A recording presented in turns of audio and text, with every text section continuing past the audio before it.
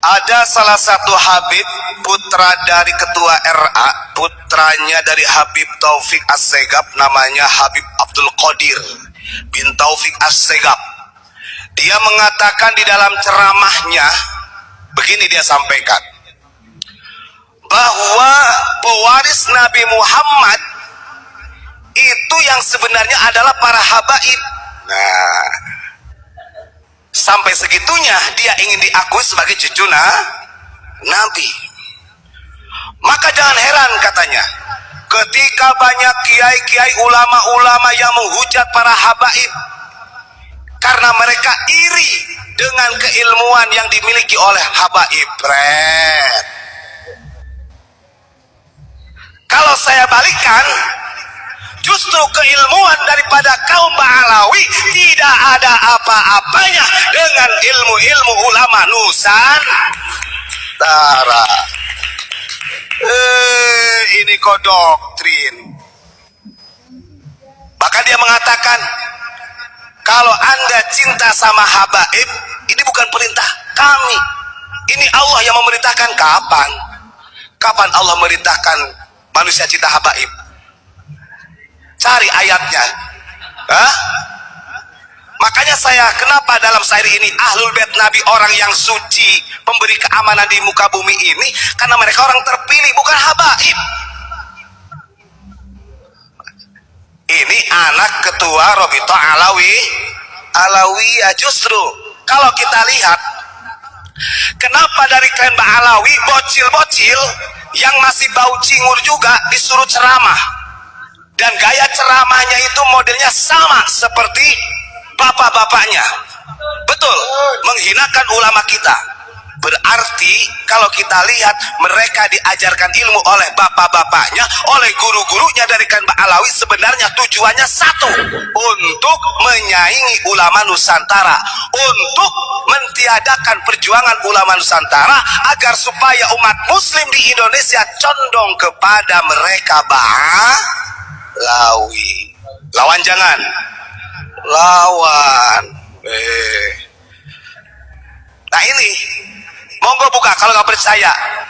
Banyak tuh di videonya bagaimana pernyataan Habib Abdul Qadir, putranya Taufik Assegaf itu.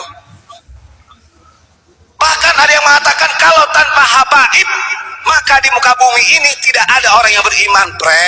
Lagi gak usah bawa-bawa habaib lah. Kalau ayat itu referensinya untuk Ahlul Bait, kita benarkan. Tapi kalau habaib, sejak kapan di Indonesia habaib ini masuk ke Indonesia di abad 19? Nih saya bacakan ayatnya ya.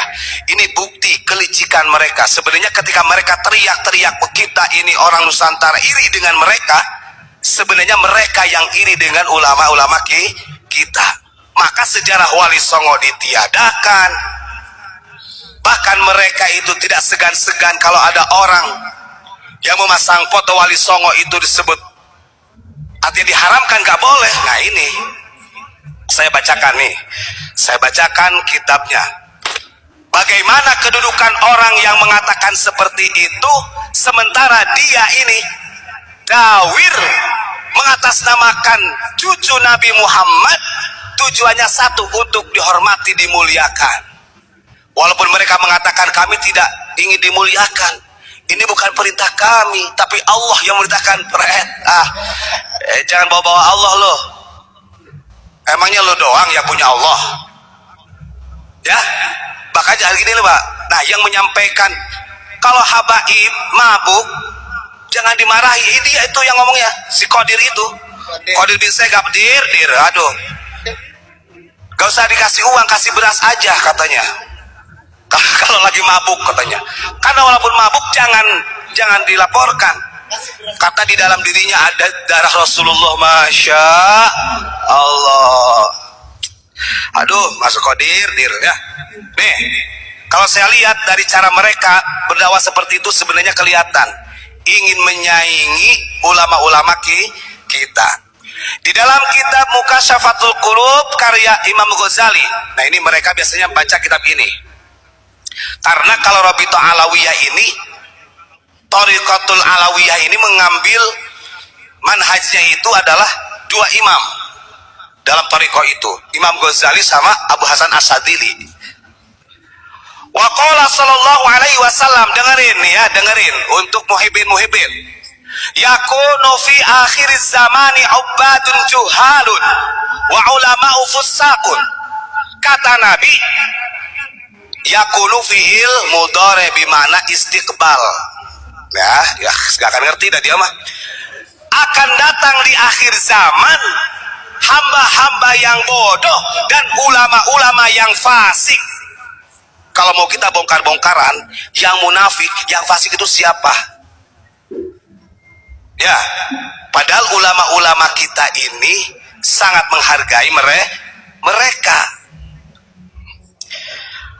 Wa qala aidan la tata'allamul ilma litubahu bihil ulama walitumaru bihi sufaha walitasrifu bihi wujuhan nasi ilaikum.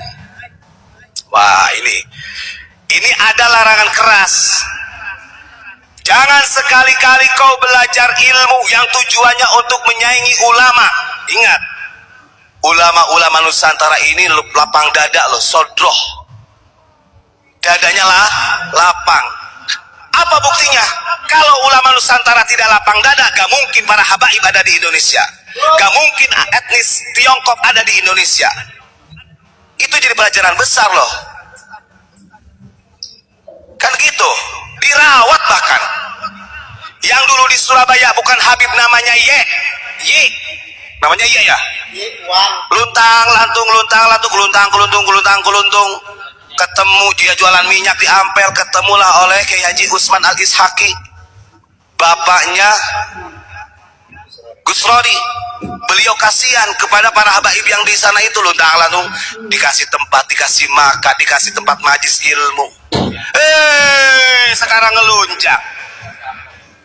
Bahkan diberi amplop. Itu ada saksinya. Saya dapat cerita langsung dari zuriyahnya Kiai Usman Al-Ishaqi. Iya, gimana dikasih amplop kurang jah? Kalau belum dikasih ya nggak pulang-pulang gitu.